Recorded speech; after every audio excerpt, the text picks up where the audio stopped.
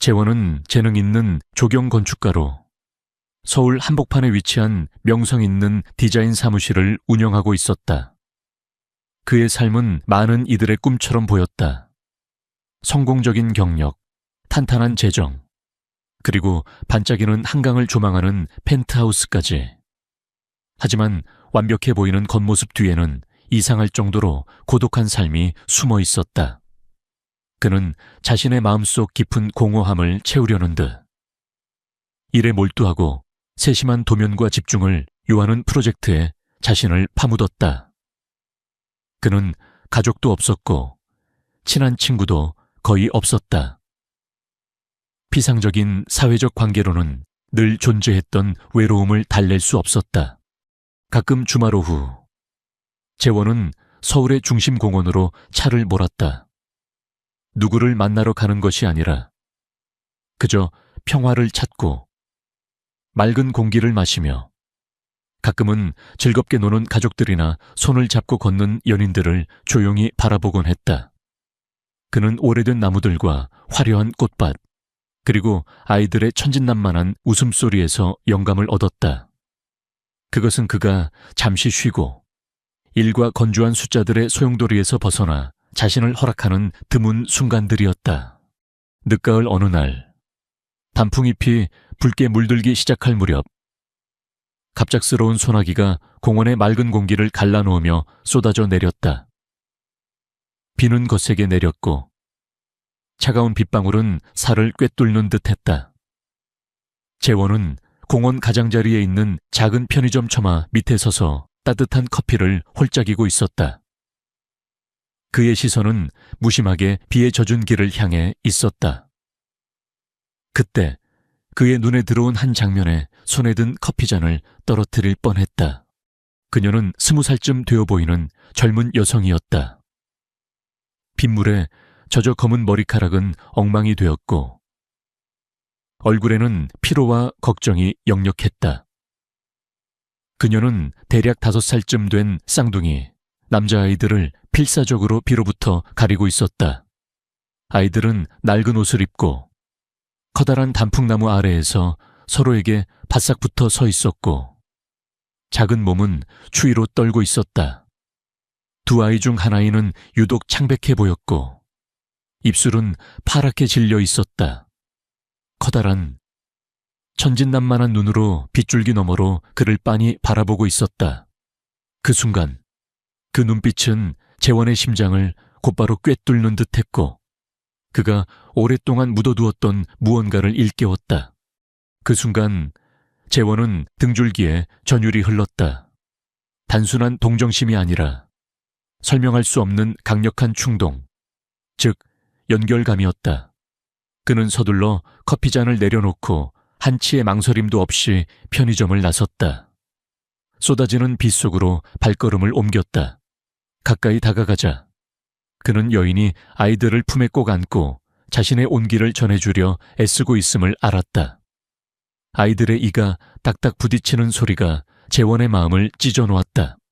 아가씨, 도와드릴 일이라도 있을까요? 재원이 낮고 부드러운 목소리로 물었다. 여인은 깜짝 놀라 고개를 들었다. 그녀의 눈에는 경계심과 약간의 두려움이 서려 있었다. 아니요, 괜찮습니다. 그녀는 나지막한 목소리로 대답했다. 재원은 그녀의 눈을 깊이 들여다보았다. 그는 그 경계심을 이해했다. 이 현대 사회에서 친절은 때때로 의심받기 마련이다. 그는 더 이상 아무 말도 하지 않고 조용히 값비싼 자신의 정장 재킷을 벗어 여인의 어깨에 걸쳐주고 들고 있던 큰 우산을 건넸다. 비가 많이 옵니다. 아이들과 함께 잠시 편의점으로 들어가 계세요. 아니, 더 따뜻할 겁니다. 여인은 망설이며 재킷과 우산을 바라보았다. 재원의 재킷은 분명 매우 비싼 고급 소재로 만들어졌을 터였다. 아, 제가 받을 수 없습니다. 괜찮아요. 그냥 가지고 계세요. 아이들이 감기 걸리지 않게요. 재원은 단호하지만 여전히 부드러운 목소리로 말했다. 그는 두 아이를 내려다보며 안심시키듯 미소 지었다. 여전히 커다란 눈을 한 아이 중 하나는 호기심 가득한 눈으로 그를 바라보고 있었다. 재원은 문득 몸을 굽혀 아이의 목에 살짝 손을 댔다. 아이가 추울까봐 옷깃을 살짝 올려주려던 참이었다. 그의 손은 우연히 아이의 귀 바로 아래에 있는 작은 새 날개 모양의 점 위를 스쳤다. 그 점은 작고 섬세했지만 선명했고 놀랍게도 그 자신의 점과 똑같았다. 재원의 심장이 멎는 듯했다. 온몸이 굳어버렸다. 아이는 살짝 움츠러들었고 재원은 황급히 사과하며 손을 거두었다. 여인은 그 모습을 보더니 황급히 두 아이를 조금 더 멀리 끌어당기며 다시 경계하는 눈빛을 보였다. 저희는 이제 가야 해요. 아저씨, 감사합니다. 그녀는 급하게 말하더니 마치 무엇인가에 쫓기는 듯 아이들을 데리고 서둘러 떠났다. 잠깐만요. 재원이 불러 세웠지만 그녀는 이미 하얗게 쏟아지는 빗속의 나무들 뒤로 사라져 버렸다. 그는 비를 맞으며 그 마른 새 모자의 뒷모습을 바라보았고 마음은 무겁게 가라앉았다. 아이의 목에 있던 점의 이미지가 여전히 그의 마음속에 선명하게 남아있었다. 그 점은 그것은 그의 가족의 유전적 표식이었다. 김씨 가문의 사람들만이 가질 수 있는 점이었다. 우연의 일치일까? 아니면 운명의 장난일까? 재원은 편의점으로 돌아왔지만 그의 마음은 더 이상 따뜻한 커피에 머물지 않았다. 그는 작은 플라스틱 의자에 앉아 창밖을 멍하니 바라보았다. 빗줄기는 여전히 끊임없이 쏟아지고 있었다. 그는 자신의 첫사랑, 지우를 떠올렸다. 젊은 시절의 아름다운 날들, 끝나지 않은 약속들, 그리고 그녀의 갑작스러운 사라짐까지. 저 두 아이가 지우와 관련이 있을까 재원의 마음속에 커다란 질문이 떠올랐고 그는 답을 찾아야 한다는 강한 충동을 느꼈다. 그는 알고 있었다. 그의 평온했던 삶은 이제 더 이상 예전 같지 않을 것이라는 것을. 새로운 장, 놀라움으로 가득한 장이 공식적으로 시작된 것이었다. 편의점 앞에서의 운명적인 만남 이후 쌍둥이 아이들과 특히 그 아이의 목에 있던 새 날개 모양의 점은 재원의 마음속을 떠나지 않았다. 잠자리에 들 때도, 일을 할 때도, 심지어 커피를 마실 때조차 그 이미지는 마치 그림자처럼 그를 따라다녔다. 그 점은 너무나 선명했고 너무나 익숙했으며 그의 가슴 깊숙한 곳에 묻혀있던 오래된 기억의 상자를 조심스럽게 열었다. 그는 그 점이 자신의 가족에게 대대로 내려오는 유전적인 특징임을 누구보다 잘 알고 있었다. 과연 단순한 우연의 일치일까? 아니면 그가 외면하고 싶었던 과거가 현재로 돌아온 것일까? 재원은 불현듯 대학 시절의 첫사랑 지우를 떠올렸다. 지우는 마치 따뜻한 봄날의 햇살 같았다. 늘 조용하고 다정했으며 섬세한 마음씨를 가졌다. 그녀의 미소는 언제나 재원의 마음을 편안하게 해주었고 그녀와 함께했던 시간들은 재원의 삶에서 가장 아름다운 순간들이었다. 두 사람은 캠퍼스 잔디밭에 나란히 앉아 미래를 이야기했고 도서관에서 밤늦게까지 함께 공부하며 서로에게 힘이 되어주었다. 지우는 예술을 사랑했고 특히 클래식 음악에 조예가 깊었다. 그녀는 재원에게 늘 새로운 세상을 보여주었다. 그들의 사랑은 순수하고 깊었지만 졸업을 앞두고 예상치 못한 오해와 상황들로 인해 지우는 갑자기 그의 곁에서 사라졌다. 아무런 설명도 마지막 인사도 없이 재원은 그녀를 찾아보려 했지만 그녀의 가족들이 급하게 이사를 가버린 데다 연락처마저 바뀌어버려 결국 지우를 찾을 수 없었다. 그때부터 재원의 마음속에는 설명할 수 없는 깊은 상실감이 자리 잡았다.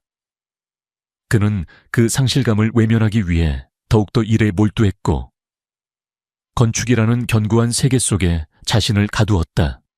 이제 와서 그 작은 점 하나가 그 모든 잊고 싶었던 기억들을 다시 불러왔다. 재원은 더 이상 이 의문을 외면할 수 없었다. 그는 두 아이와 설에 대해 더 깊이 알아봐야겠다고 결심했다. 단순히 호기심 때문이 아니었다. 그의 심장은 마치 잃어버렸던 조각을 찾는 듯한 간절함으로 뛰고 있었다. 그는 쌍둥이 아이들이 떠났던 방향으로 걸음을 옮겼지만 비는 여전히 거세게 쏟아지고 있었고 이미 그들은 흔적도 없이 사라진 뒤였다. 실망감이 밀려왔지만 그는 포기하지 않았다. 재원은 다음 날부터 조용히 그 편의점 주변과 공원을 오가기 시작했다. 그는 멀리서 설아와 아이들을 관찰했다. 매일 아침 설아는 아이들의 작은 손을 잡고 공원을 가로질러 갔다. 그녀는 낡은 유모차에 재활용품을 싣고 다니는 듯했다. 그녀의 옷은 늘 단정했지만 닳고 낡은 것이었으며 그녀의 얼굴에는 깊은 피로가 역력했다. 그럼에도 불구하고 그녀는 아이들에게 늘 따뜻한 미소를 지어주었고 아이들을 바라보는 그녀의 눈빛은 한없이 부드럽고 사랑스러웠다. 아이들은 해맑게 웃으며 엄마의 곁을 따라다녔다. 재원은 그들을 보면서 가슴이 아파왔다.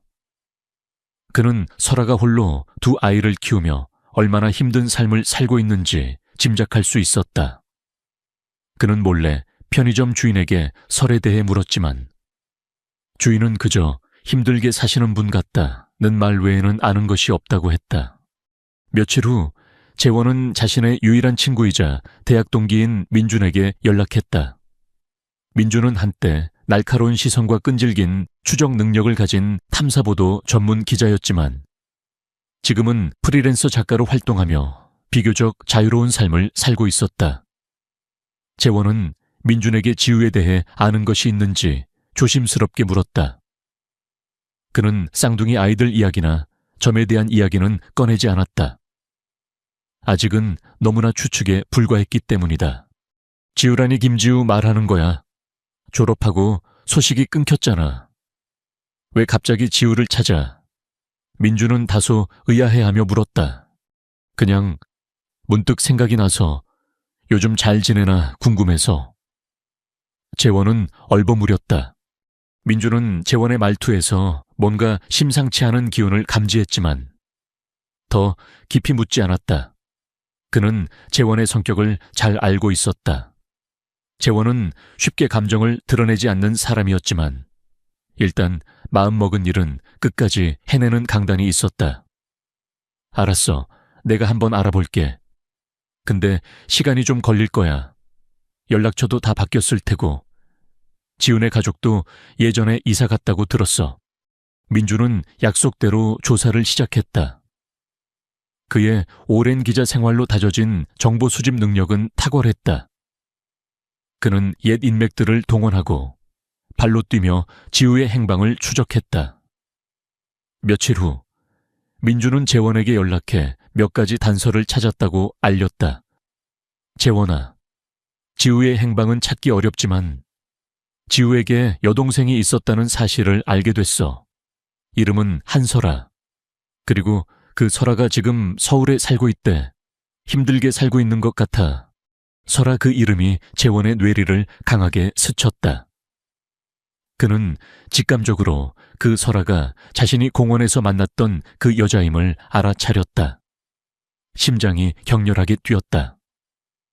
이 모든 것이 우연의 일치일까? 아니면 운명의 끈이 이들을 다시 엮어주고 있는 것일까? 설아 정말이야. 재원의 목소리가 미세하게 떨렸다.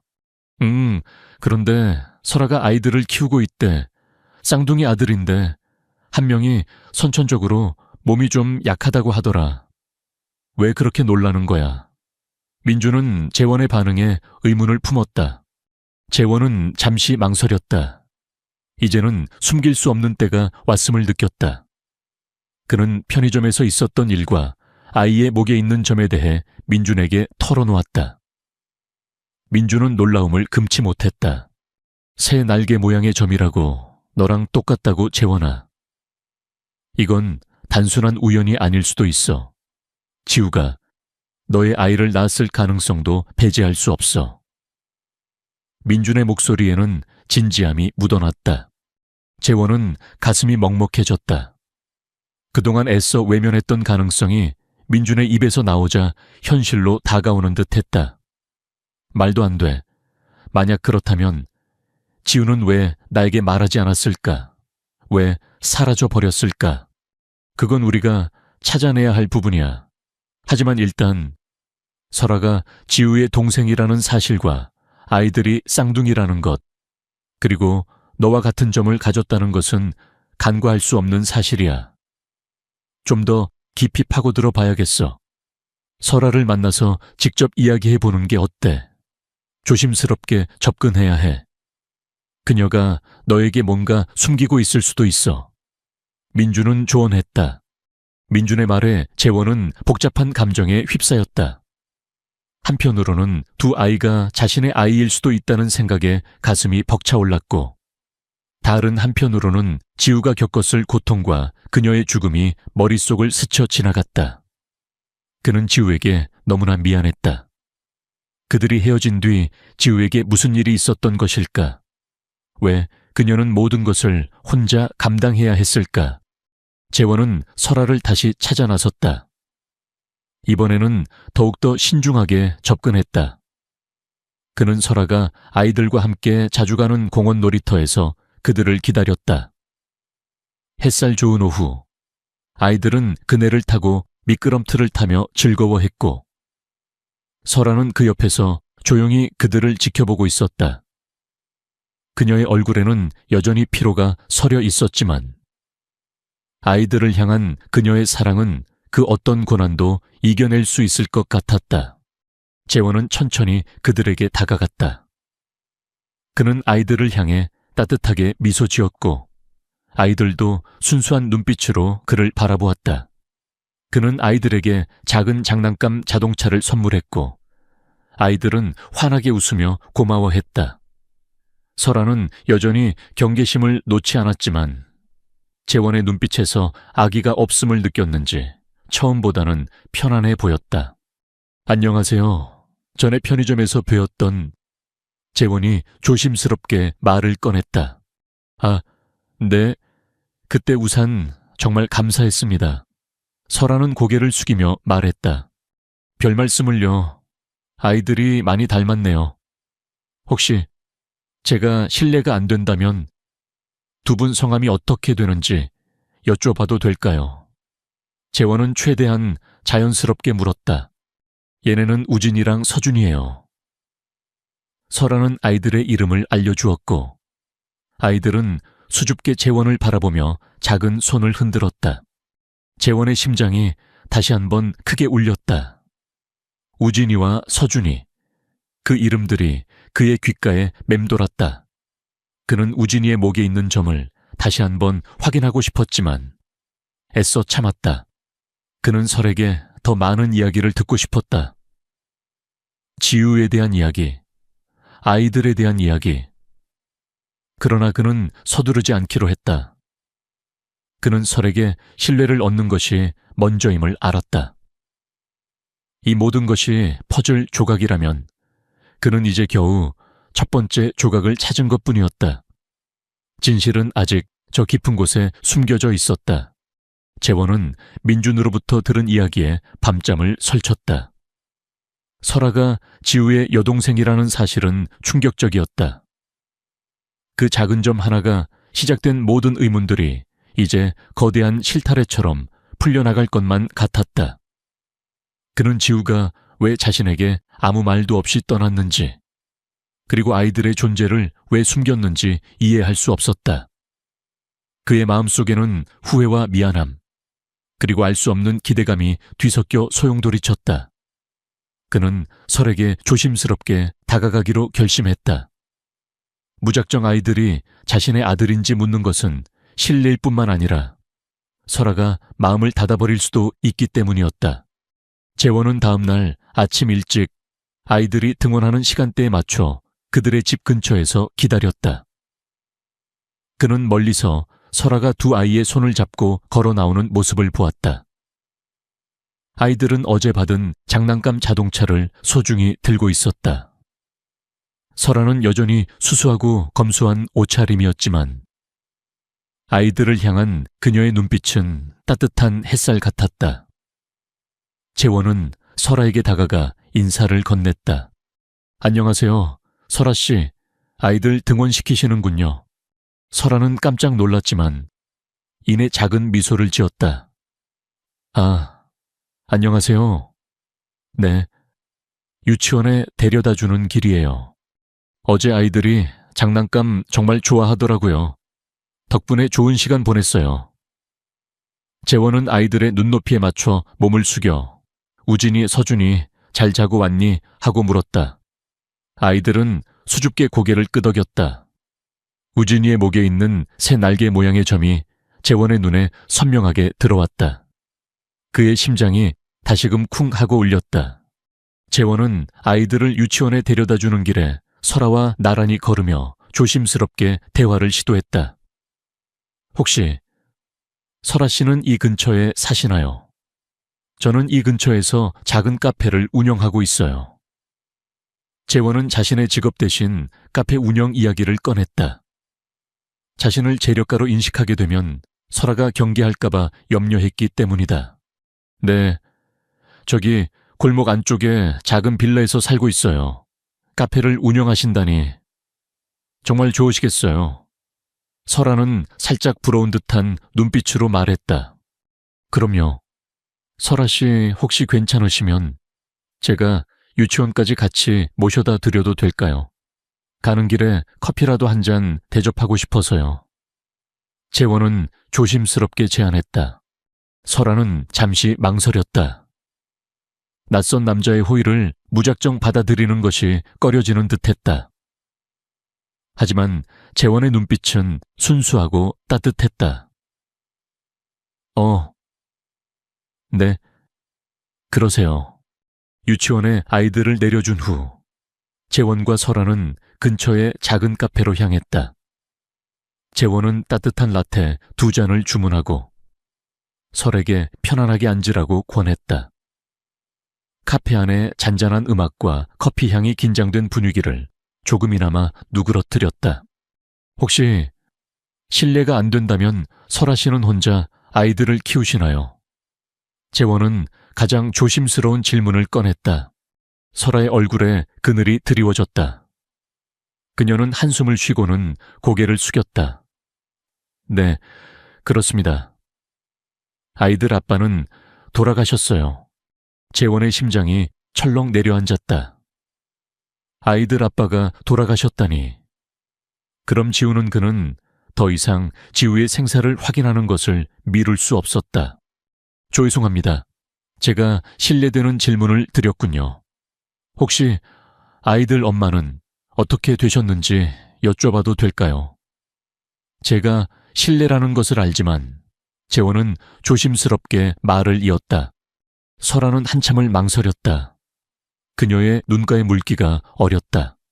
아이들 엄마는 제 언니예요. 언니도 얼마 전에 세상을 떠났어요. 재원의 세상이 무너지는 듯했다. 지우가 세상을 떠났다니. 그의 가슴 속에 날카로운 통증이 파고들었다. 그는 자신도 모르게 손으로 입을 틀어막았다. 그동안의 모든 의문과 추측들이 잔인한 현실이 되어 그의 심장을 짓눌렀다. 지우가 죽었다는 사실을 믿을 수 없었다. 그는 그녀에게 너무나 많은 빚을 지고 있었다. 그는 아이들의 존재도 모른 채 편안하게 살고 있었는데 지우는 홀로 모든 고통을 감내하다 세상을 떠났다는 생각에 죄책감이 밀려왔다. 언니가 지우인가요? 재원은 떨리는 목소리로 물었다. 설아는 고개를 들었다. 그녀의 눈은 이미 눈물로 가득했다. 네, 어떻게 하셨어요, 언니? 이름은 김지우였어요. 제 이름은 한설아고요. 언니는 저와 성이 달랐어요.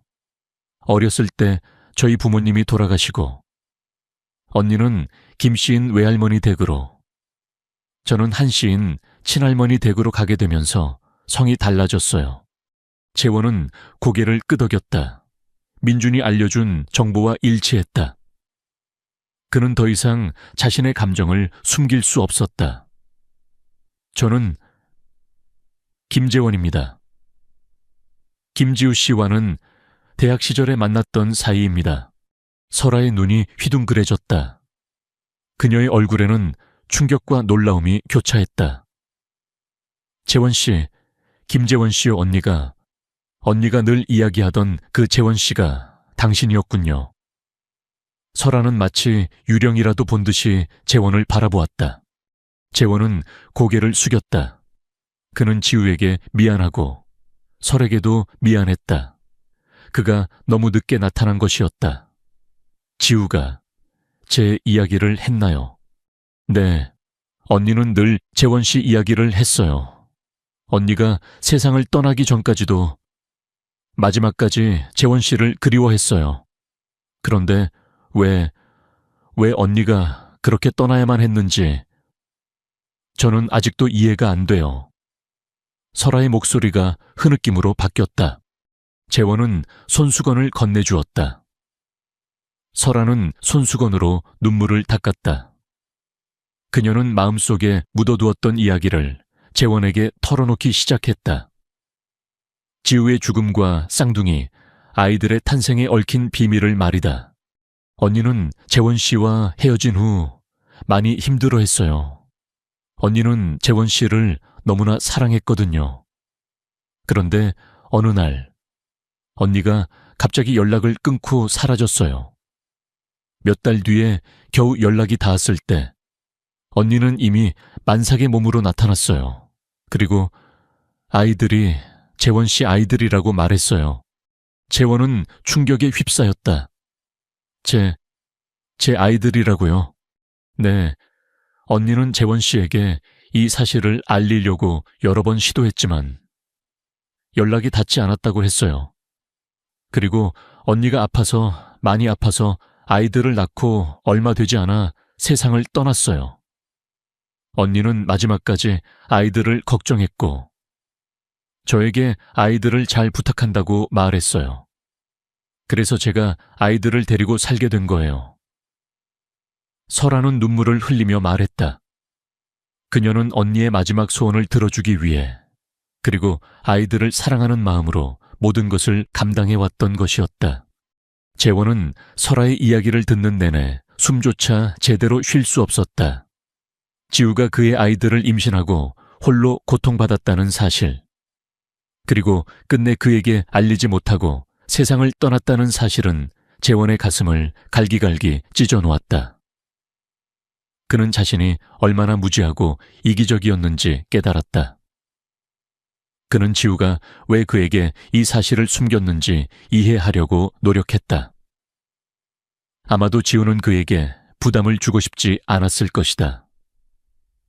혹은 그들의 헤어짐에 대한 상처 때문에 그에게 연락할 용기가 없었을 수도 있다.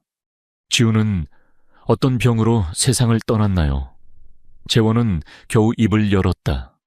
설아는 고개를 저었다. 언니는 몸이 많이 약해져 있었어요. 아이들을 낳는 과정에서 합병증도 생겼고, 언니는 이미 다른 병을 앓고 있었는데, 그 병 때문에 몸이 더 안 좋아졌다고 의사 선생님이 그러셨어요. 언니는 항상 웃었지만, 그 미소 뒤에 얼마나 큰 고통을 숨기고 있었는지, 저는 지금도 생각하면 마음이 아파요. 재원은 눈을 감았다. 지우의 밝은 미소가 그의 머릿속을 스쳐 지나갔다. 그는 그녀가 홀로 감당했을 고통을 상상조차 할 수 없었다. 그리고 두 아이, 우진이와 서준이가 그의 아들이라는 사실은 그에게 엄청난 충격이자 동시에 새로운 삶의 의미로 다가왔다. 설아 씨, 정말 감사합니다. 지우와 아이들을 돌봐주셔서. 제가 너무나 몰랐습니다. 제가 너무나 죄송합니다. 재원은 진심으로 사과했다. 그의 목소리에는 깊은 슬픔과 회한이 담겨 있었다. 설아는 조용히 재원을 바라보았다. 그녀는 재원의 진심을 느낄 수 있었다. 재원 씨도 많이 힘드셨겠죠. 언니는 재원 씨를 원망하지 않았어요. 오히려 재원 씨에게 행복하게 잘 살라고 늘 말하곤 했어요. 그날 이후 재원은 설아와 아이들에게 더욱 가까이 다가갔다. 그는 매일 유치원 등하원 길에 함께하며 아이들과 시간을 보냈다. 우진이와 서준이는 처음에는 낯설어 했지만 재원의 진심 어린 사랑과 관심에 점차 마음을 열었다. 특히 우진이는 재원을 유난히 따랐다. 재원은 우진이의 작은 손을 잡고 공원을 거닐며 그 아이가 자신과 얼마나 닮았는지 새삼 깨달았다. 그의 눈빛, 작은 버릇, 그리고 목에 있는 그 특별한 점까지 모든 것이 지우와 자신 사이의 사랑의 증거였다. 재원은 민준에게도 모든 상황을 공유했다. 민준은 재원의 이야기를 듣고 함께 슬퍼하고 분노했지만 동시에 새로운 가족을 찾은 재원에게 진심으로 축하해 주었다. 재원아, 이건 운명이야. 지우가 너에게 준 마지막 선물일 거야. 이제라도 아이들을 찾게 되어서 정말 다행이야. 지우도 분명 하늘에서 기뻐할 거야. 재원은 민준의 말에 고개를 끄덕였다. 그는 자신의 삶이 이제 완전히 바뀌었음을 직감했다. 더 이상 외롭지 않았다. 그의 삶에는 이제 지우의 흔적이자 그의 희망인 두 아이가 있었다. 그리고 설아라는 든든한 조력자도 함께였다. 하지만 그의 마음속 한구석에는 여전히 해결되지 않은 의문이 남아 있었다. 지우가 왜 그 병으로 세상을 떠나야만 했는지, 왜 아이들을 낳고 나서야 그렇게 급작스럽게 떠나야만 했는지, 설아의 이야기만으로는 뭔가 석연치 않은 부분이 있었다. 어쩌면 지우의 죽음 뒤에는 그들이 모르는 또 다른 진실이 숨겨져 있을지도 모른다는 막연한 불안감이 재원의 마음을 맴돌았다. 그는 단순한 불행한 사고 이상의 무언가가 있을지도 모른다는 직감을 지울 수 없었다. 이 의문은 앞으로 재원의 삶을 이끌어갈 또 다른 중요한 동기가 될 것이었다. 지우의 죽음과 두 아이, 우진이와 서준이가 자신의 아들이라는 사실을 알게 된 재원은 깊은 충격과 슬픔에 잠겼다. 그의 마음은 이루 말할 수 없는 죄책감과 후회로 가득 찼다. 그는 지우가 홀로 얼마나 많은 고통을 감내해야 했는지 상상할 수 없었다. 하지만 동시에 그의 삶에 새로운 의미가 찾아왔다는 강렬한 느낌에 휩싸였다. 그는 이제 더 이상 혼자가 아니었다. 그에게는 두 아들과 지우의 마지막 흔적을 지키기 위해 모든 것을 바쳐온 설아가 있었다. 재원은 그날 이후 자신의 모든 일정을 아이들과 설에게 맞추기 시작했다. 그는 이른 아침 설아와 함께 아이들을 유치원에 데려다주고 오후에는 아이들을 데리러 갔다. 아이들이 유치원에 있는 동안에도 그는 설아와 함께 근처 카페에서 이야기를 나누거나 때로는 설아의 힘든 생활을 조금이나마 돕기 위해 장을 보거나 무거운 짐을 옮기는 것을 거들었다. 그는 자신을 억지로 드러내려 하지 않았다. 그저 묵묵히 설아와 아이들의 삶에 스며들려고 노력했다. 가장 중요한 것은 아이들과의 유대감을 형성하는 것이었다. 우진이와 서준이는 처음에는 낯선 재원에게 다소 경계심을 보였다. 하지만 재원은 조급해하지 않았다. 그는 아이들의 눈높이에 맞춰 무릎을 꿇고 이야기했고 아이들이 좋아하는 그림책을 읽어주었으며 서툰 솜씨로나마 블록 쌓기 놀이를 함께했다. 특히 우진이는 재원에게 특별한 관심과 애정을 보였다. 아마도 자신과 똑같은 새 날개 모양의 점 때문이었을까. 우진이는 재원의 손을 더 자주 잡으려 했고 잠들기 전에는 재원이 읽어주는 동화를 더 좋아했다. 서준이 역시 형을 따라 점차 재원에게 마음을 열기 시작했다. 아이들의 해맑은 웃음소리는 재원의 굳었던 마음을 녹여주었고 그의 삶에 다시금 따뜻한 온기를 불어넣었다. 재원 아저씨, 이거 보세요. 제가 만든 거예요. 서준이가 종이접기로 만든 작은 비행기를 내밀었다. 우와, 서준이 정말 잘 만들었다. 아저씨보다 훨씬 잘 만드네. 재원은 진심으로 칭찬하며 서준이의 머리를 쓰다듬어 주었다. 서준이는 재원의 칭찬에 어깨를 으쓱하며 활짝 웃었다. 재원은 설에게도 진심을 다했다. 그는 설아가 언니의 아이들을 돌보며 얼마나 많은 희생을 감내했는지 알았다. 설아는 혼자서 아이들을 키우기 위해 온갖 아르바이트를 하며 생계를 유지하고 있었다. 그녀의 손은 거칠었고 어깨는 늘 무거워 보였다. 재원은 설에게 금전적인 도움을 제안했지만 설아는 고개를 저었다. 아니요, 재원 씨. 괜찮아요. 제가 제 힘으로 아이들을 키울 거예요. 언니에게 약속했어요. 설아의 눈빛에는 굳은 의지가 담겨 있었다. 재원은 설아의 자존심을 존중했다. 그는 직접적인 도움 대신 간접적인 방법으로 그녀의 부담을 덜어주기로 했다. 그는 설에게 자신의 건축 사무실에서 파트타임으로 일해볼 것을 제안했다. 설아 씨, 제 사무실에서 서류 정리나 간단한 행정 업무를 도와줄 사람이 필요해요. 아이들 등하원 시간에 맞춰 근무 시간을 조절할 수 있고요. 집에서도 가깝고 일도 어렵지 않을 거예요. 설아는 잠시 망설였다. 그녀는 누군가에게 의지하는 것에 익숙하지 않았다. 하지만 재원의 제안은 그녀에게 큰 도움이 될 것임을 알았다.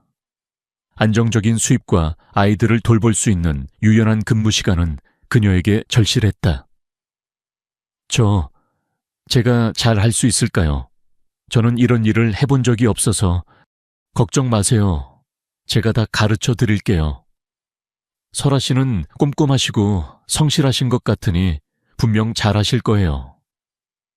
재원은 그녀를 격려했다. 결국 설아는 재원의 제안을 받아들였다. 그녀는 새로운 일에 대한 설렘과 함께 작은 희망을 품었다. 재원의 사무실에서 일하면서 설아는 그가 얼마나 능력 있고 존경받는 사람인지 알게 되었다. 그의 직원들도 재원을 진심으로 따랐다. 그녀는 재원이 단순히 부유한 건축가가 아니라 따뜻한 마음을 가진 깊이 있는 사람이라는 것을 깨달았다. 사무실에서 함께 일하며 두 사람은 자연스럽게 더 많은 이야기를 나누게 되었다. 설아는 재원에게 지우와의 추억을 이야기해 주었고 재원은 설에게 자신의 삶과 지우에 대한 그리움을 털어놓았다. 그들의 대화는 마치 잃어버린 퍼즐 조각들을 맞추는 것과 같았다. 어느 날 저녁 아이들이 잠든 후 재원은 설에게 조심스럽게 물었다. 설아 씨, 혹시 지우가 아이들의 아빠가 저라는 것을 남에게 알리지 않은 특별한 이유가 있었나요? 아니면 제가 이 아이들의 아빠라는 것을 부정하는 사람이 있었나요? 설아의 얼굴에 다시 그림자가 드리워졌다. 그녀는 한숨을 내쉬었다. 재원 씨, 사실 언니가 죽기 전에 좀 이상한 일들이 있었어요. 언니가 아이들을 낳고 나서 친하게 지내던 친구가 있었는데 그 친구가 언니에게 아이들을 미국으로 입양 보내라고 종용했어요. 아이들이 선천적으로 심장이 좀 약해서 큰 병원 치료를 받아야 한다면서요. 언니는 처음에는 흔들렸지만 결국 거절했어요. 그리고 그 친구가 사라진 후 언니에게 어떤 남자들이 찾아왔어요. 언니에게 아이들을 데려가려고 했어요. 언니는 그때마다 저에게 아이들을 데리고 숨어 달아나라고 했고요. 언니는 그 남자들이 누군지 말해주지 않았지만 제가 보기에 그들은 평범한 사람들이 아니었어요. 언니는 그 일로 많이 불안해했고 결국 몸이 더 안 좋아져서 재원은 설아의 이야기를 듣는 내내 주먹을 꽉 쥐었다. 그는 직감했다. 이것은 단순한 우연이 아니었다. 지우의 죽음 뒤에는 분명 무언가 숨겨진 진실이 있을 터였다. 아이들의 건강 문제와 입양 종용, 그리고 의문의 남자들. 재원의 머릿속에서는 복잡한 퍼즐 조각들이 맞춰지는 듯했다. 과거 자신의 주변을 맴돌았던 어두운 그림자, 그리고 그가 잊고 싶었던 임무 속의 악당들이 다시금 떠올랐다. 설아 씨, 혹시 그 남자들에 대해 더 자세히 기억나는 것이 있나요? 그들의 외모나 특징 같은 것들이요. 재원은 차분하게 물었다. 그의 목소리에는 단호함이 묻어났다. 설아는 눈을 감고 기억을 더듬었다. 잘은 모르겠어요. 항상 어둡고 무서운 분위기였고, 딱 한 번 언니를 찾아왔던 남자 중에 목소리가 아주 낮고 음침했던 남자가 있었어요. 언니가 그 남자를 대표님이라고 불렀던 것 같아요. 그리고 항상 웃는 얼굴이었는데 눈은 전혀 웃지 않는 그런 남자였어요. 재원의 심장이 철렁했다. 대표님, 항상 웃는 얼굴인데 눈은 웃지 않는 남자. 그 즉시 한 인물이 그의 머릿속을 스쳐 지나갔다. 이동욱, 한때 그의 임무와 얽혀있던 어둠의 배후. 재력과 권력을 이용해 모든 것을 조작하려 했던 냉혈한. 그는 오래전 이동욱이 자신의 사업을 위해 지우의 지방과 얽히려는 시도를 했었다는 것을 어렴풋이 기억해냈다. 설마 이동욱이 지우의 죽음과 관련이 있을까? 그가 지우와 아이들을 위협했던 것일까? 재원의 얼굴이 차갑게 굳어졌다.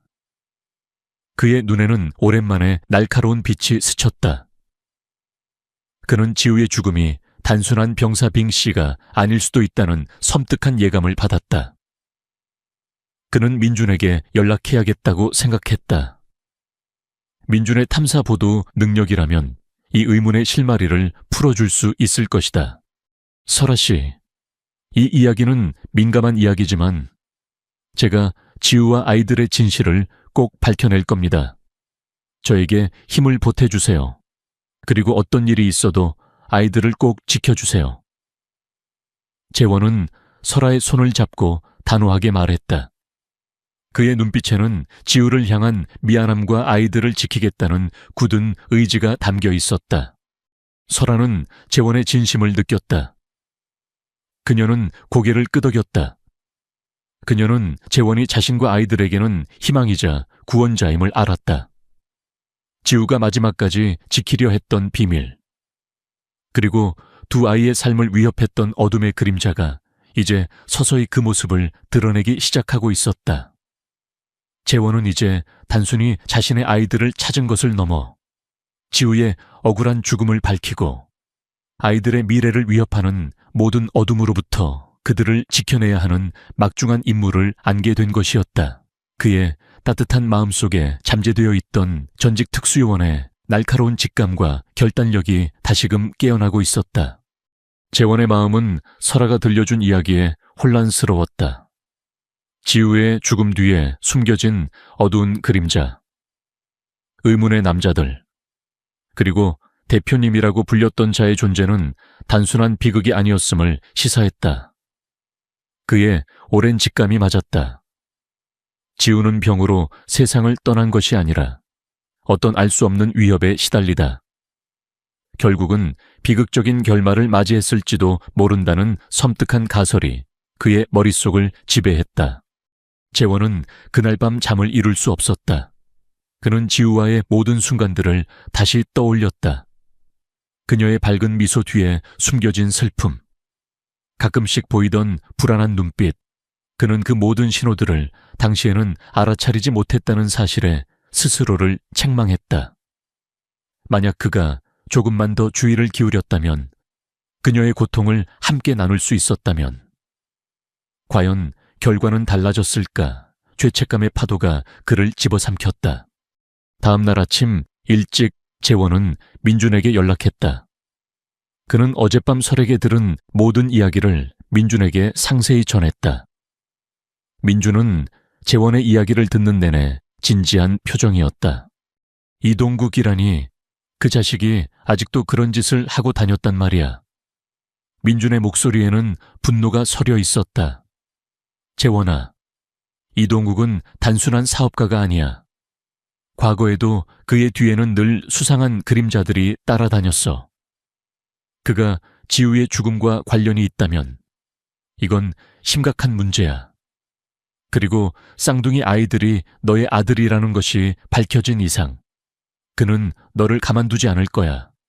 아이들을 노릴 가능성이 커. 민준의 경고는 재원의 머리를 차갑게 식혔다.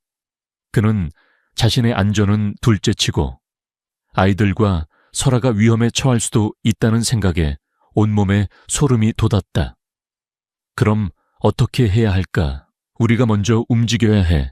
지우의 억울함을 밝히고 아이들을 보호해야 해. 내가 이동욱에 대한 정보를 다시 캐볼게. 특히 그가 과거에 지훈에 가족과 어떤 식으로든 엮인 적이 있는지, 그리고 최근 그의 행적에 수상한 점이 없는지 집중적으로 파헤쳐 볼 거야. 네가 말한 대표님이라는 증언은 결정적인 단서가 될 수도 있어. 그리고 너는 설아 씨와 아이들을 최우선으로 보호해야 해. 그들에게는 너밖에 없어. 민주는 단호하게 말했다. 민주는 곧바로 과거의 인맥들과 현재의 정보망을 총동원하여 이동욱에 대한 조사를 시작했다. 그의 집요하고 날카로운 취재력은 빛을 발했다. 며칠 후 민주는 놀라운 사실들을 알아냈다. 이동욱은 과거부터 명문가인 김지우의 와가를 탐내고 있었다. 지우의 외가는 대대로 내려오는 고미술품 컬렉션과 막대한 재산을 소유하고 있었는데 이동욱은 이 재산을 자신의 검은 돈을 세탁하는 데 이용하려 했다. 그는 지우의 외할아버지가 병으로 쓰러지자 지우를 자신의 아들과 강제로 결혼시켜 그 재산을 차지하려 했다. 하지만 지우는 이동욱의 아들을 거부했고 이로 인해 이동욱과의 갈등이 시작되었다. 결정적인 증거는 민준이 찾아낸 지우의 오래된 일기장이었다. 일기장 속에는 지우가 이동욱과 그의 아들로부터 받은 협박과 괴롭힘의 기록들이 상세히 적혀 있었다. 그녀는 임신 사실을 알게 된 후 이동욱에게 더욱 시달렸다고 기록했다. 이동욱은 아이들이 태어나면 그 아이들을 자신의 아들의 아이로 둔갑시켜 재산을 상속받으려 했고, 만약 지우가 따르지 않으면 재원에게 아이들의 존재를 알리고 그의 삶까지 위협하겠다고 협박했다. 지우는 재원을 보호하기 위해 그리고 아이들을 지키기 위해 모든 것을 혼자 감당하려 했던 것이었다. 재원아, 일기장 내용이 충격적이야. 지우는 너를 보호하려고 했고 아이들을 지키려고 필사적으로 노력했어. 이동욱은 지우에게 끊임없이 압력을 가했고 지우는 그 스트레스와 고통 속에서 병이 더 악화되었던 거야. 아마도 출산 후 몸이 약해진 상태에서 극심한 스트레스가 겹쳐서 결국 그렇게 된 것 같아. 민준의 목소리에는 안타까움이 가득했다. 재원은 일기장을 받아들고 한 글자 한 글자 읽어 내려갔다. 지우의 필체에는 고통과 절망, 그리고 재원과 아이들을 향한 애틋한 사랑이 고스란히 담겨 있었다. 재원아, 미안해. 내가 이 아이들을 혼자 지켜야만 해. 당신을 위험에 빠뜨릴 수는 없어. 그 문장을 읽는 순간 재원의 눈에서 뜨거운 눈물이 쏟아져 내렸다. 그는 그녀의 희생에 가슴이 찢어지는 듯했다. 이동구, 그 자식. 재원의 목소리는 낮게 으르렁거렸다. 그의 눈은 분노로 이글거렸다. 그는 더 이상 과거의 평범한 건축가가 아니었다. 그의 몸속에 흐르던 전직 특수요원의 피가 끓어오르기 시작했다. 그는 지우의 억울한 죽음에 대한 복수와 자신의 아이들을 향한 이동욱의 위협을 막아내기 위해 모든 것을 걸기로 다짐했다. 재원은 설에게도 일기장의 내용을 보여주었다. 설아는 언니의 고통스러운 삶과 희생을 알게 되자 오열했다. 언니가 이렇게까지 힘들어했는지 몰랐어요. 설아는 죄책감에 고개를 들지 못했다. 아니야. 설아 씨는 언니의 마지막 소원을 지키기 위해 최선을 다했어. 오히려 제가 미안해요. 제가 너무 늦게 나타났고, 지우가 이런 고통을 겪는 동안 아무것도 몰랐다는 사실이 저를 용서할 수 없게 해. 재원은 설아를 위로하며 그녀의 손을 잡았다. 재원은 이제 단순한 복수를 넘어 정의를 구현해야 한다고 생각했다. 이동욱은 지우뿐만 아니라 수많은 사람들을 자신의 욕망을 위해 짓밟았을 것이다. 그는 이동욱의 모든 불법적인 행위들을 파헤쳐 사회에 공개하고 그의 그림자 제국을 무너뜨려야겠다고 결심했다. 민주는 이동욱의 사업체와 관련된 불법 자금 세탁, 횡령, 그리고 폭력 조직과의 연루 등 다양한 비리들을 추적하기 시작했다. 그는 언론을 통해 이동욱의 실체를 폭로할 준비를 했다. 재원은 민준을 도우며 필요하다면 자신의 건축사무소의 네트워크와 정보를 활용하기로 했다. 하지만 이동욱은 결코 만만한 상대가 아니었다. 그는 이미 사회 곳곳에 자신의 뿌리를 깊게 내리고 있었다. 그의 사람들은 끊임없이 재원과 민준의 주변을 맴돌며 그들을 감시하기 시작했다. 재원은 평소에 단련해 온 자신의 육체적인 능력과 예리한 감각을 다시 일깨웠다. 그는 아이들과 설아의 안전을 위해 최선을 다했다. 매일 아침 아이들을 유치원에 데려다 줄 때나 설아가 사무실로 출근할 때 재원은 늘 그들의 곁에서 그림자처럼 그들을 지켰다. 어느 날 저녁 재원이 아이들을 데리고 공원 놀이터에서 놀아주고 있을 때였다. 익숙지 않은 검은색 승합차 한 대가 공원 입구에 멈춰 섰고 건장한 체격의 남자 2명이 차에서 내렸다. 그들의 시선은 곧장 우진이와 서준이에게 향했다. 재원은 즉시 위협을 감지했다. 그의 심장이 격렬하게 뛰기 시작했다. 그는 본능적으로 아이들을 자신의 뒤로 숨겼다. 누구시죠? 재원이 낮고 단호한 목소리로 물었다. 남자들은 재원을 무시한 채 아이들에게 다가오려 했다. 이봐요. 애들 좀 잠깐 보죠. 그들의 목소리에는 위협적인 기운이 감돌았다. 재원은 아이들을 더욱더 자신의 품에 끌어안았다. 그의 눈빛은 차갑게 얼어붙었다. 내 아이들에게서 떨어져.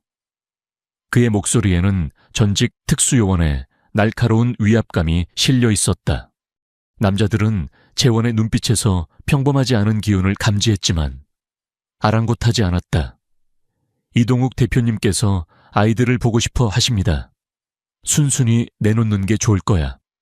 재원은 비웃듯이 코웃음을 쳤다. 웃기는 소리.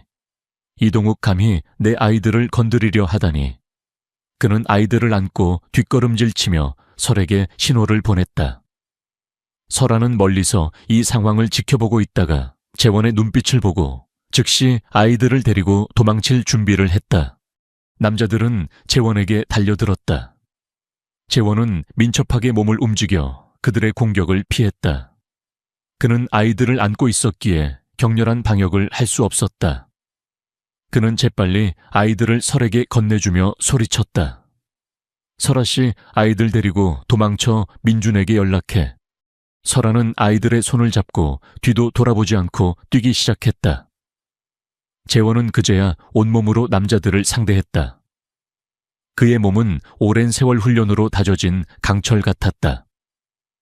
그는 맨손으로 두 남자를 제압하며 그들이 더 이상 설아와 아이들을 쫓아가지 못하도록 막았다. 그의 움직임은 정확하고 빨랐으며 한때 유령이라 불렸던 전설적인 특수요원의 능력을 다시금 증명했다. 남자들은 재원의 예상치 못한 방역에 당황하며 후퇴했다. 그들은 재원이 이렇게까지 강할 줄은 예상하지 못했던 듯했다.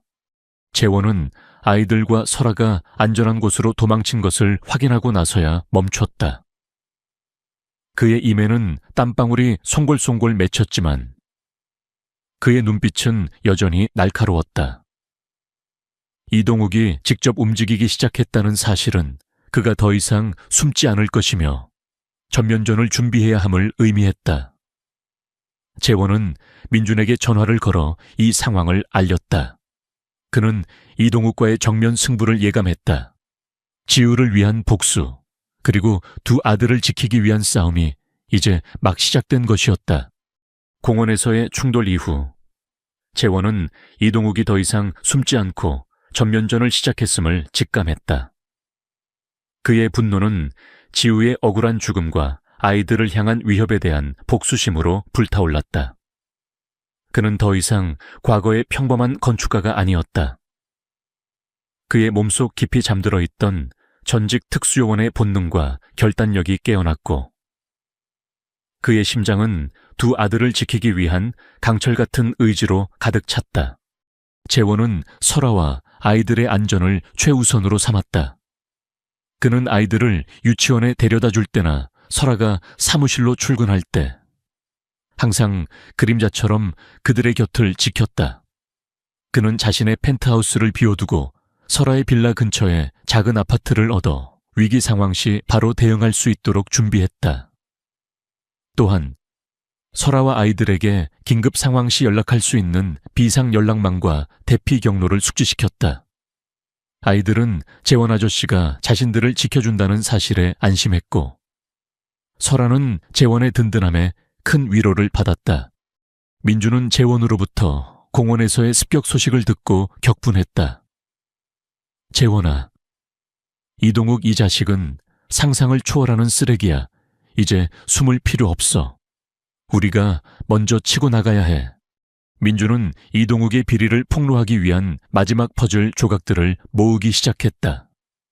그는 이동욱이 운영하는 재단이 사실은 불법 자금 세탁의 통로로 이용되고 있으며 그가 거대한 지하 경제 조직과 연루되어 있다는 결정적인 증거들을 찾아냈다. 특히 이동욱이 지우의 외가 재산을 강탈하기 위해 사용했던 위조 문서와 협박 녹취 파일까지 손에 넣었다. 민주는 이 모든 증거들을 한데 모아 폭로 기사를 작성하기 시작했다. 그는 가장 영향력 있는 언론사에 동시 보도될 수 있도록 준비했고 익명으로 검찰에도 관련 자료를 넘겨 수사가 시작될 수 있도록 했다.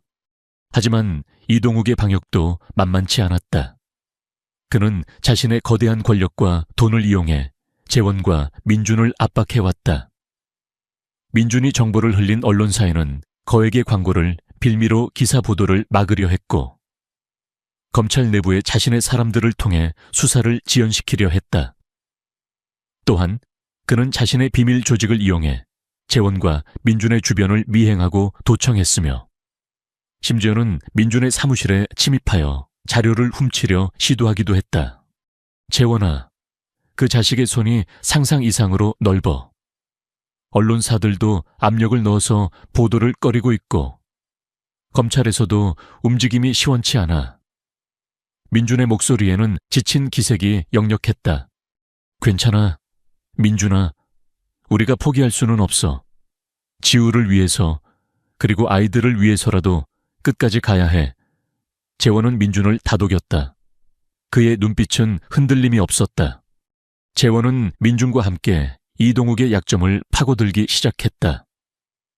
그는 이동욱의 주요 자금줄인 불법 카지노 사업장을 알아냈고 민준은 그곳에서 이동욱의 비자금 장부를 빼돌리는 데 성공했다. 그 장부에는 이동욱이 정치인과 고위 공무원들에게 뇌물을 제공한 내역까지 상세히 기록되어 있었다. 이동욱은 자신의 비리가 서서히 드러나자 더욱더 광폭해졌다. 그는 재원을 직접적으로 제거하기로 마음먹었다. 그는 자신의 최정의 용병들을 고용하여 재원을 습격하게 했다. 어느 날 밤, 재원이 설아의 빌라 근처를 순찰하고 있을 때였다. 어둠 속에서 여러 명의 건장한 남자들이 재원을 에워쌌다. 그들의 손에는 둔기와 나이프가 들려 있었다. 김재원, 여기까지다. 이동욱 대표님께서 너에게 마지막 경고를 보내셨다. 순순히 사라져라. 그렇지 않으면 내 놈의 가족들이 위험해질 것이다. 남자 중 한 명이 으르렁거렸다. 재원의 눈에서 불꽃이 튀었다. 내 가족은 건드리지 마라. 그 대가를 치르게 될 거야. 재원은 망설임 없이 싸움에 임했다. 그의 움직임은 그림자처럼 빠르고 정확했다. 그는 상대방의 공격을 예측하고 회피하며 빈틈을 찾아 방역했다. 그의 주먹은 강철 같았고 그의 발차기는 날카로운 칼날 같았다. 오랜 세월 잠자고 있던 특수요원의 전투 본능이 완벽하게 깨어난 순간이었다. 그는 상대방의 공격을 역이용하고 주변 사물을 활용하여 자신에게 유리한 상황을 만들었다. 그는 한때 유령이라 불렸던 전설적인 존재였다. 그의 전투력은 상대방을 압도했다. 남자들은 재원의 예상치 못한 강함에 당황했다. 그들은 재원이 평범한 건축가인 줄 알았지만 그는 마치 전문적인 킬러와도 같았다. 몇 분간의 격렬한 싸움 끝에 재원은 모든 남자들을 제압하는 데 성공했다. 그는 피투성이가 된 몸을 이끌고 겨우 일어섰다. 그의 얼굴에는 작은 상처들이 있었지만 그의 눈빛은 여전히 강렬했다. 그는 이 모든 것이 이동욱의 지시임을 알았다. 재원은 민준에게 이 사실을 알리고 자신의 안전은 걱정하지 말라고 안심시켰다. 그리고 민준에게 이동욱에 대한 폭로를 더 이상 미룰 수 없음을 강조했다. 민준아, 지금이 기회야. 그 자식은 이미 이성을 잃었어. 우리가 한 발 더 앞서야 해. 민준은 재원의 말을 따랐다. 그는 준비했던 폭로 기사를 즉시 공개했고 검찰에도 추가적인 증거 자료를 넘겼다. 이동욱의 비자금 장부와 지우에 대한 협박 증거는 언론과 검찰을 발칵 뒤집어 놓았다. 대중들은 이동욱의 이중적인 얼굴에 분노했고 검찰은 더 이상 수사를 미룰 수 없게 되었다. 이동욱의 그림자 제국은 서서히 균열이 가기 시작했다. 그의 정치적 후원자들도 하나둘씩 등을 돌리기 시작했고 그의 사업 파트너들도 그에게서 등을 돌렸다. 이동욱은 모든 것이 무너져 내리는 것을 보며 광분했다. 그는 마지막 발악으로 아이들을 직접 납치하여 재원을 협박하기로 마음먹었다. 그는 자신의 남은 용병들을 이끌고 설아의 빌라로 향했다. 그 시각 재원은 민준으로부터 폭로 기사가 공개되었다는 소식을 듣고 있었다. 그는 이동욱이 곧 마지막 발악을 할 것이라고 예측했다. 그는 불안한 마음에 곧바로 설에게 전화를 걸었다. 하지만 설아는 전화를 받지 않았다. 재원의 심장이 쿵 하고 떨어졌다. 그는 직감했다. 이동욱이 이미 움직였다는 것을. 재원은 모든 것을 내던지고 설아의 빌라를 향해 전력 질주했다. 그의 머릿속에는 오직 설아와 아이들의 안전만이 가득했다.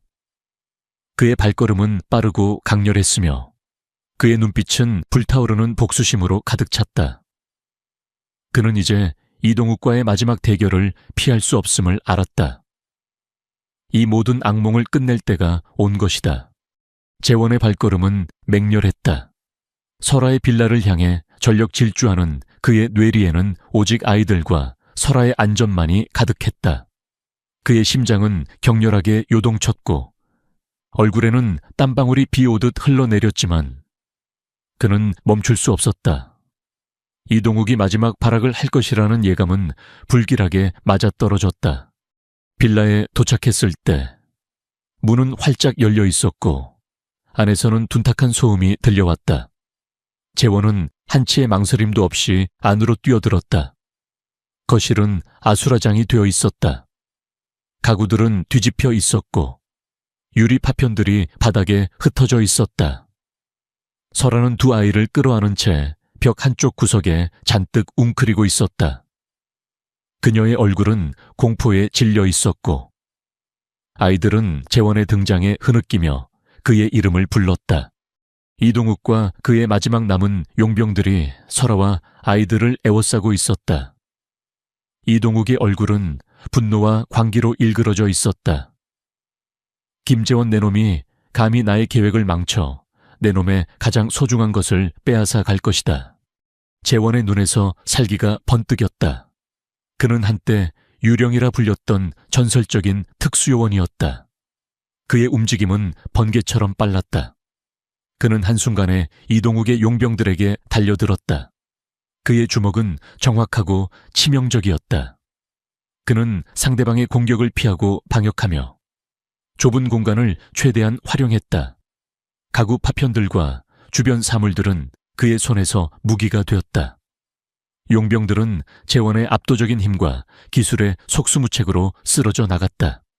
그들은 재원이 평범한 건축가가 아니라 죽음을 두려워하지 않는 전투의 화신님을 그제야 깨달았다.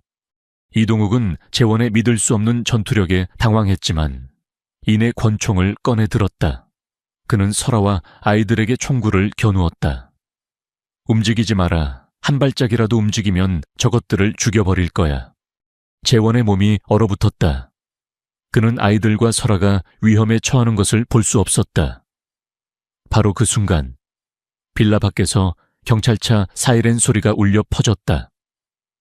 민준이 재빠르게 폭로 기사를 공개하고 증거를 제출한 덕분이었다. 경찰 특공대가 빌라로 진입하기 시작했다.